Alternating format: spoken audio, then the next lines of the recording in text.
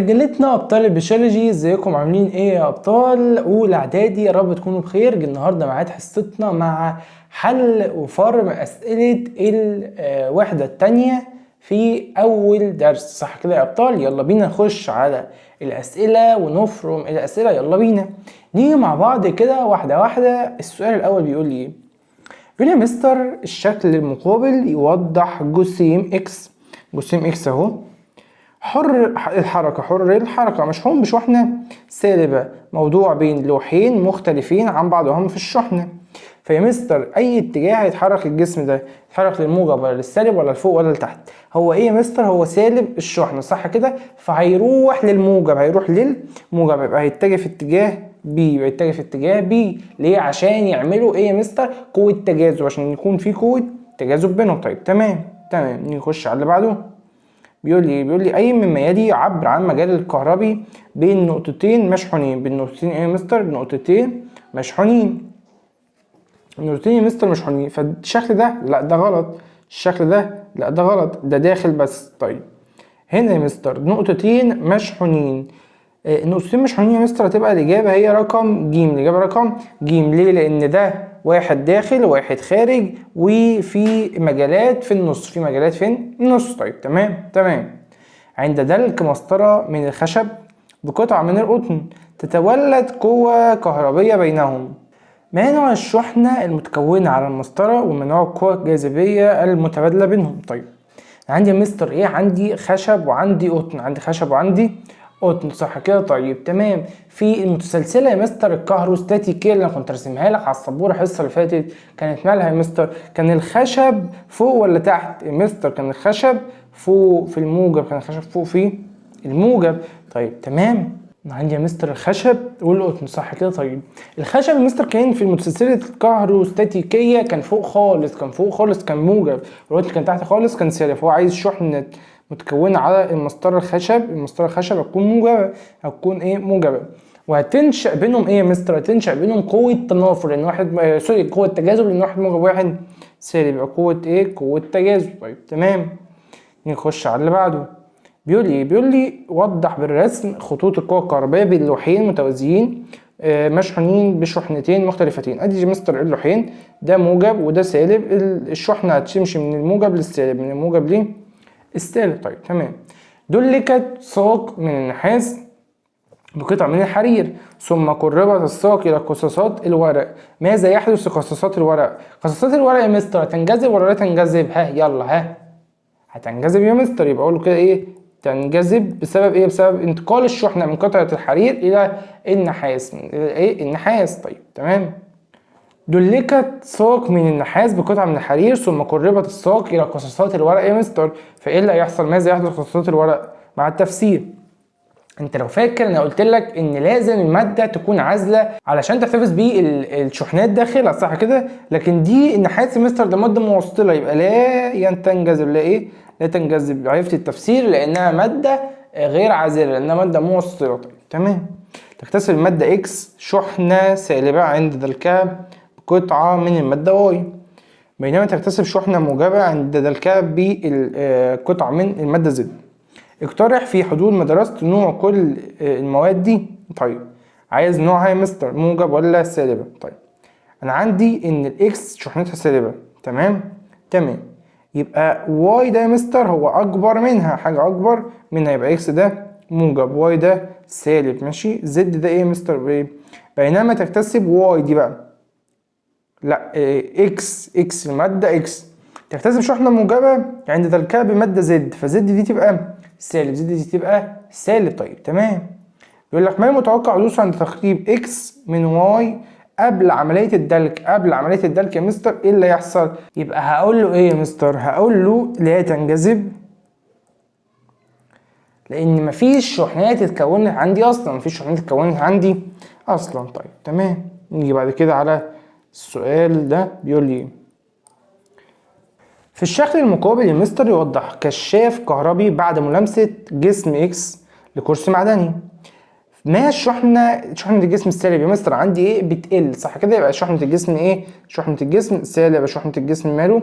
سالبة. طيب وماذا يحدث عند تقريب جسم مشحون بشحنة كهربية موجبة؟ لا ثانية واحدة، موجبة يا مستر يبقى هتقل، موجبة يبقى هتقل الايه الانفجار ده. طيب عند تقريب جسم مشحون بشحنة سالبة؟ لا سالبة هتزيد، سالبة ايه؟ هتزيد الانفجار بتاع ورقتي الذهب. طيب تمام، نخش بعد كده على بنك اسئلة كتاب الامتحان، يلا بينا. اول سؤال بيقول لي ايه؟ بيقول لي عملية شحن جسمين غير مشحونين نتيجة احتكاك احداهما بالاخر. يبقى ده مستر الشحن بالدلك، برافو عليك، يبقى الشحن كده بالدلك. طيب الشحنات المتراكمة على اسطح الاجسام المعزولة، يبقى دي ايه؟ شحنات كهربية سالبة او ساكنة، مش سالبة، ساكنة. وحدة قياس الشحنة الكهربية قلنا كولوم. ترتيب المواد تبع لسهولة فقدان الإلكترونات عند دلكها، دي سلسلة مستر أو سلسلة الكهروستاتيكية، السلسلة الكهروستاتيكية.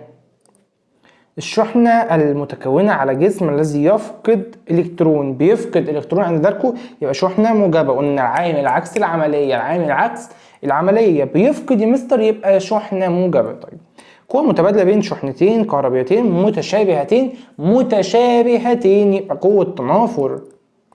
لكن لو مختلفتين تجاذب، برافو عليك. طريقة طلاء يشحن فيها جسم المراد طلاؤه بشحنة سالبة، ورذاذ الطلاء بشحنة موجبة. ده ايه؟ ده الطلاء الكهربي. خش على السؤال اللي بعده، بيقول لي ايه؟ بيقول لي من المجال من المنطقة المحيطة بالشحنة الكهربية ويظهر فيها تأثيرنا. قلنا دي ايه؟ دي قلنا المجال المغناطيسي، المجال المغناطيسي. طيب خطوط وهمية توضح المسار الذي تتخذه شحنة موجبة صغيرة في حركة. ده ايه؟ ده خطوط المجال، خطوط المجال المغناطيسي. خطوط المجال الايه؟ المجال ده مجال كهربي. لا ثانية واحدة، ده مش مجال مغناطيسي، ده المجال الكهربي.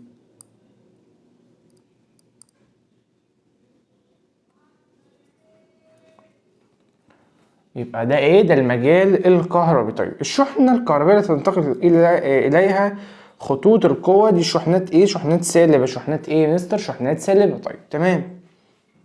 جهاز يستخدم في الاستدلال على الحالة الكهربية للأجسام ونوع الشحنة المتكونة، جهاز الإلكتروسكوب، برافو عليك، الإلكتروسكوب. عملية شحن جسم غير مشحون بجسم آخر مشحون نتيجة تلامسهم، يبقى الشحن بالتلامس. الشحن بالتلامس. أداة قديمة، أداة مالها قديمة، تستخدم لحماية المباني من خطر الصواعق. ده ايه؟ مانع الصواعق. مانع ايه؟ الصواعق. طيب تمام. بيقول لي اختار من العمود ب ما يناسب العمود أ. ماشي. الابونايت والصوف والخشب والكربون. الابونايت ماله يا مستر؟ بتختلف شحنته ولا تتسرب شحنته ولا بيفقد شحنته ولا يكتسب شحنة ولا يكتسب الكترون عند احتكاكه مع اي مادة اخرى في السلسلة الكهروستاتيكية؟ ايوه يا مستر، يبقى اقول له كده ان الابونايت هو يكتسب الكترونات لما بحكه مع اي حاجة تانية. ماشي. الصوف ماله يا مستر؟ الصوف بتختلف شحنته ولا بتختلف شحنته المتولدة عليه عند دلك القطن ولا تتسرب الشحنة الكهربية ولا يفقد الكترون عند احتكاكه مع صاغ زجاج ولا يكتسب شحنة موجبة عند دلكها بالجلد الصناعي؟ ها انهي واحدة؟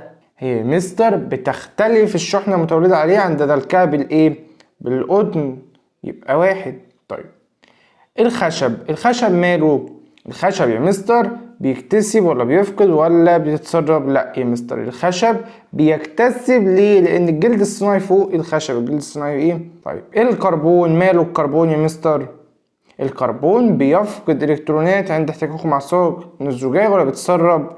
بيتسرب الشحنات الكهربية من على سطحه عند الدلك ايه؟ احد اطرافه بمادة اخرى، برافو عليك. طيب تمام. نيجي نخش على اسئله الاخطر بتاعتي، يلا بينا. نيجي بيقول لي اول حاجه ايه؟ بيقول لي من المواد الموصله للكهرباء. ايه اللي بيوصل للكهرباء يا مستر؟ صاج زجاج ولا مسطره خشب ولا مصه تعصير بلاستيكيه الشريمون يعني ولا مسمار معدني؟ اكيد يا مستر ايه؟ المسمار المعدني. طيب كل مما يأتي من مواد غير الموصلة للكهرباء، غير موصلة عادة ايه؟ يعني هو عايز هنا ايه؟ هو عايز حاجة تكون بتوصل الكهرباء. طيب تمام. خشب لا، كربون ممكن، ابونايت مش عارف، حرير مش عارف. هي مستر الحرير لا، الخشب لا، دول ما بيوصلوش. ابونايت ده احنا قلنا مطاط ما بيوصلش، لكن الكربون بيوصل الكهرباء. الكربون بيوصل، الكربون ايه؟ مادة موصلة. طيب تمام. تولد شحنات كهربية ساكنة على أسطح كل من المواد الآتية عند تركيب الحرير عدا ايه؟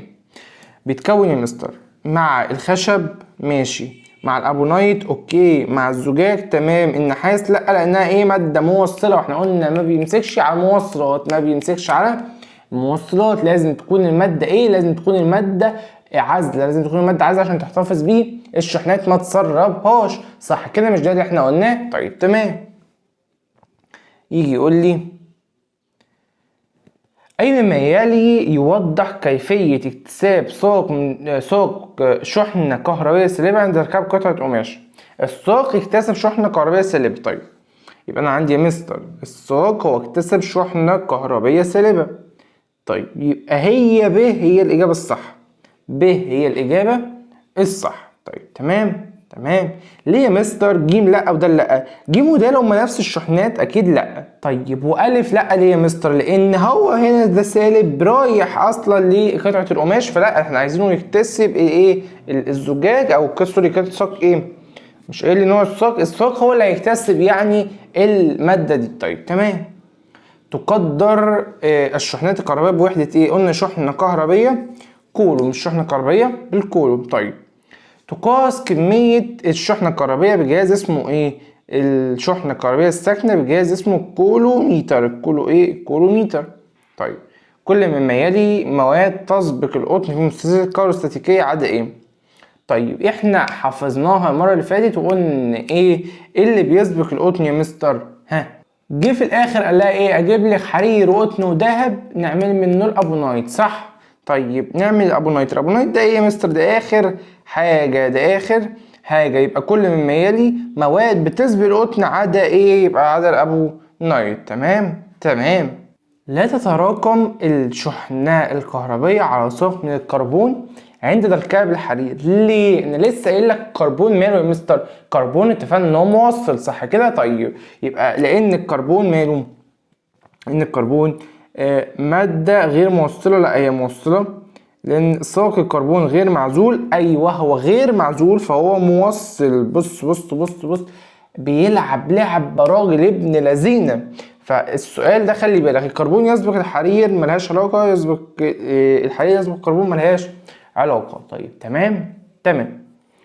اي المواد السؤال ده عجبني جدا جدا جدا. خلي بالك ان هو ممكن يجيبولك في امتحان 2026، وديني بقول لك اهو ان السؤال ده هيتكرر تاني. هو جه في برج العرب اسكندريه 25، وهيتكرر تاني في محافظه من محافظات 26 ان شاء الله. وافتكر ان البيشولوجي قالك ان السؤال ده هيجي في الامتحان، واهو عشان نبقى نرجع له بعد الامتحان ان شاء الله ونقول ادي السؤال جه في الامتحان. طيب أي المواد التالية تكتسب إلكترونات أو الإلكترونات بتكتسب إلكترونات يعني عند دلكها بقطعة من الصوف؟ عند دلكها بقطعة من إيه؟ من الصوف. خشب يا مستر يكتسب ولا الزجاج ولا الحرير ولا الورق؟ لا يا مستر الورق. تمام تمام. تتكون من أجسام تتكون على الأجسام أجسام مواد شحنة سالبة عند احتكاكها بصاغ خشبية عدا إيه؟ إيه اللي مش هيتكون؟ هو الحرير. هو إيه؟ هو الحرير. كل مما يلي يعد صحيحا بالنسبة للسيقان عند دلكها بالحرير عدا ايه يا مستر؟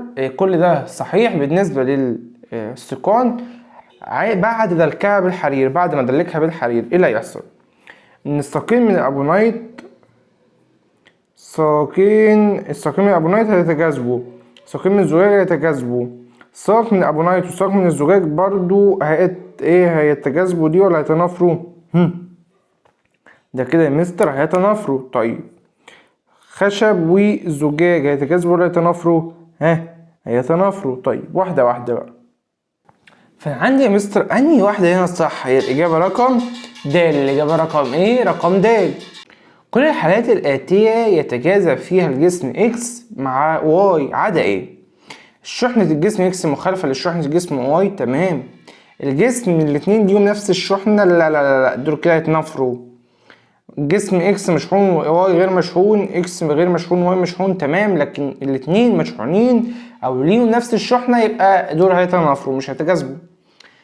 اي القوى الاتية تمثل بخطوط المجال الكهربي؟ بخطوط المجال الايه الكهربي هي ايه؟ هي القوى الكهربية، القوى الايه الكهربية. طيب تمام. اي الاشكال التالية تعبر عن الخطوط الكهربية للمجال الكهربي؟ خطوط المجال الكهربي، خطوط المجال الايه الكهربي. طيب انهي واحدة يا مستر؟ من السالب للموجب، بس دي كده ايه؟ دي كده بين قطبين. طيب الموجب هتخش له؟ لا، دي الموجب بتخرج منه. السالب هتخش له، سوري، السالب هتخرج منه فعلا، الموجب هتخش له. طيب تمام. الموجب هتخش له لا، والسالب لا، ده العكس. يبقى هي الاجابة رقم ج يا مستر، الاجابة رقم ج. طيب تمام. كل مما يلي ينطبق على خطوط المجال الكهربي عدا ايه؟ هي خطوط وهمية، تمام. لا تخترق الأسطح المعدنية بداية من الشحنة الموجبة، ماشي. لكن خطوط متقاطعة لا، خطوط متقاطعة لا. يجي يقول لك بعد كده أي مما يلي يمثل عند دلك ساق من الزجاج بالقطعة من الحرير؟ تبدأ خطوط القوة من سطح الزجاج، من ساق الزجاج، ولا تشحن قطعة الحرير بشحنة موجبة، ولا تنتهي خطوط القوة عند ساق الزجاج، ولا تتقاطع خطوط القوة لكل من ساق الزجاج وقطعة الحرير؟ ها، ايه اللي بيتم يا مستر؟ واحدة واحدة، تعال نعرف مع بعض ايه اللي بيتم. انا عندي دلوقتي لو جيت قلت لك ايه؟ لو جيت قلت لك ان انا عندي ساق من الزجاج دلكته بقطعة حرير، ايه اللي هيحصل؟ هتبدأ الخطوط من القوة، خطوط القوة من ساق الزجاج، ولا تنتهي عند الساق الزجاج؟ لا يا مستر، هي هتبدأ عند ايه؟ هتبدأ عند الخطوط، او سوري، هتبدأ عند الساق الزجاج. طيب بيقول لي ما شحنة الكاشف الموضح امامك بالشكل؟ شحنة يا مستر هنا ايه؟ انا هنا ما حصلش حاجة، يعني مفيش اي حاجة زيادة حصلت. فانا كده اقول له ايه؟ اقول له ان الجسم ده متعادل الشحنة، عشان كده ما اثرش على اي حاجة. طيب تمام. اذا تم تقريب ساق من الابونايت من قرص كاشف مشحون بشحنة ما، وقل انفجار ورقتيه، فهذا يعني ان الساق ايه؟ فارغ الشحنة، غير مشحونة بنفس شحنة الكشاف، ولا مشحونة بشحنة مخالفة لشحنة الكشاف؟ هي مشحونة يا مستر بشحنة مخالفة، مشحونة بشحنة مخالفة. طيب تمام. عندي بعد كده بيقول لي ايه؟ بيقول لي لتحديد نوع شحنة جسم تم تقريبه من قرص كشاف مشحون، فزادت الزاوية بين ورقتين، أي مما يلي يمثل الحالة الكهربية لكل من الجسم والكشاف على الترتيب. وإيه اللي حصل يا مستر؟ أحدد النوع. طيب بعدين زادت الزاوية بين الورقتين، زادت الزاوية بين الورقتين، يبقى دي نفس الشحنة. طيب يبقى موجب سالب لا، سالب موجب لا، موجب موجب ماشي، موجب متعادل لا، هي موجب موجبين مستر، إجابة رقم ب. تمام تمام. لان انا اول واحده طلعت موجب، فلما طلع التاني موجب او طلعت او سالب سالب، هتزيد الايه الانفجار بين ورقتي الذهب، فتزيد الزاويه. طيب اي مما يلي يعبر عما هيحدث لورقتي كشاف كهربي مشحون بشحنه سالبه عند تقريب قطعه من جلد صناعي مدلكه بقطعه من الصوف لقرصه يعني. تنطبق الورقتين، ولا يزداد انفراج الورقتين، ولا يقل انفراج الورقتين، ولا إيه لا يتأثر؟ هو ايه يا مستر اللي حصل؟ انا عندي الكشاف مشحون بشحنة سالبة. طيب والجلد ده هيبقى بشحنة ايه؟ الجلد ده هيبقى ليه شحنة موجبة، يبقى ليه شحنة موجبة لانه فوق، يبقى ليه شحنة موجبة لانه فوق. طيب يبقى كل الانفجار لان الاتنين مختلفين، الانفجار الاتنين مختلفين. طيب كل مما يلي ليه يا مستر بيقل الانفجار لان الاتنين مختلفين؟ لان الشحنات مختلفة تجاذب، الشحنات مختلفة تجاذب، الشحنات متشابهة تنافر، الشحنات متشابهة ايه؟ تنافر. تمام. كل مما يلي يعد من استخدامات الالكتروسكوب عدا ايه؟ من استخدامات الالكتروسكوب عدا يا مستر ايه؟ الاستدلال على حالة الجسم يا مستر. قياس الشحنة الكهربية لا. تحديد نوع مقارنة مقدار الشحنات الموجودة في الأجسام لكن قياس الشحنة الكهربية لا، أنا بقيس بيه شحنة، ما بقيس بيه الشحنة. طيب آخر سؤال عندي في اختر بيقول لي أي مما يأتي يعمل على تفريغ الشحنة الكهربية المتراكمة على الثقب؟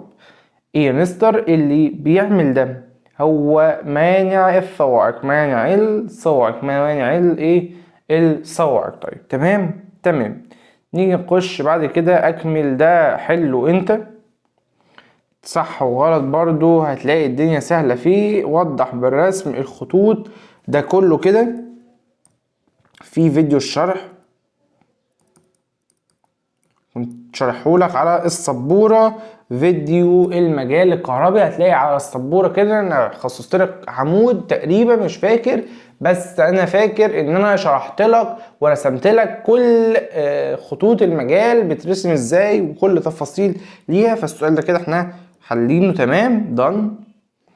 يجي يقول لي علل وما المقصود من النتائج المترتبة على واذكر اهمية ده كله. هسيبهولك تحله انت كده. تمام. تعالى نشوف اسئلة المستويات التفكير العليا. طيب اقول لك تاني يا شباب، انا بسيب لك شوية اسئلة تحلها لي. الفكرة ان انت لازم تتعود، وهفضل اقول لك الكلام ده كتير جدا. لو فتحت فيديو الاولى تانية تالتة هتلاقيني بقول نفس الكلمتين دول لكل ما اجي احل فيديو. انا لو جيت حليت لك الواجب كله انت مش هتستفيد اي حاجة. ليه؟ لان انت هتعتمد ان انا او المستر بيحله لك. فهل انت هتتعب نفسك في ده؟ لا مش هتتعب نفسك. طيب النتيجة في ايه؟ النتيجة كده احنا ما بنعملش حاجة، يبقى مجهودي انا وانت بيضيع على الارض. ليه؟ انا بتعب بصور لك شرح، بتعب بصور لك حل، بنحل سوا، اي سؤال مش عارفه بتبعتهولي وهكذا. طيب فين بقى النتيجة دي؟ مفيش نتيجة. انت بتختبر نفسك؟ لا. بتشوف انت فهمت الدرس وبتحل، بتعرف تحل ولا لا؟ لا يا مستر. طيب يبقى انا هعمل لك ايه؟ انا مش هعمل لك حاجة في الامتحان. انا مش قبل الامتحان هنزل لك فيديو يقول لك خد الامتحان اهو. احنا هنتوقع اسئله تمام، هنحل اسئله كتير هنحل اسئله كتير في المراجعات، بس هتخش الامتحان انت لو مش حلل بايدك برضو انت مش هتفتكر الاجابه اصلا. انت لو ما قريتش السؤال وحليته بايدك، حتى لو حليته غلط وعرفت الصح بعد كده بعتلي وعرفت الصح، شفت الاجابه بعد ما حليت وعرفت الصح، انت هتثبت السؤال هيثبت في دماغك. لكن انت بتتفرج على المستر وهو بيحل طب خلاص كده، لا ما انت كده مش هتفهم حاجه. انت الاجابه دي الف يلا، ها ب ج ها يلا. لكن انت بتفهم السؤال عايز ايه؟ لا. بتجرب تحل وتقرا الاسئله؟ لا. فعشان كده انا هتلاقيني في كل فيديو بسيب لك كميه اسئله تحلها انت علشان تفهم الدرس، تكون ذاكرت وتطبق عليه بعد ما انا احللك جزء من الاسئله. وهقول لكم 100 مره يا شباب الاسئله كلها متكرره. يعني انت هتشوف الامتحان او بعد كده لما نيجي نحل امتحانات مش هتلاقي فكره ما قلناهاش، هتلاقي الافكار كلها زي بعض، هتلاقي الافكار كلها بتتعاد على ما نوصل لاخر الامتحانات. انت هتلاقي نفسك خلاص انت حفظت الاسئله اصلا. تلاقي السؤال بيقول كذا خلاص كذا، يلا بيقول كذا خلاص كذا. فاهم حاجه الحل الكتير، اهم حاجه الحل الايه؟ حل كتير هتجيب درجات كتير. بس كده، حل كتير درجات كتير، معادله. تمام. يلا بينا، مش عايز اقول لك الكلام ده كتير. نخش على اسئله المستويات العليا اللي انت بتشوفها صعبه جدا، فانا هحلها معاك اهو علشان ما تستصعبش حاجه يا معلم. يلا بينا.